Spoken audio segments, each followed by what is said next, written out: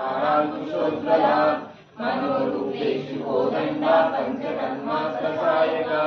निशाचरमहाभूता वज्रब्रह्माण्डमण्डला चम्पकाशोकपुण्डाला सौगन्धिकलसत्कचा पुरविन्दमनिश्चेनी कनक्कोटीरमण्डिता अष्टमी चन्द्रविभ्राजा दलितस्तरशोभिता मुखचन्द्रतरङ्गा वा मृगनाभिविशेषिका हरनस्मरमाङ्गल्या मृगतोरणशिल्लिका भद्रलक्ष्मी हरिणाः चरन्वीणावलोचना नक्षत्रपुष्पाः नासाचन्द्रविराजिता तारकाशीहस्तानि नासाभरणपासुरा कदम्बमञ्जरीकृता कर्णपूर्णालोहना ताडङ्गैवलीभूता तपमोढुमण्डला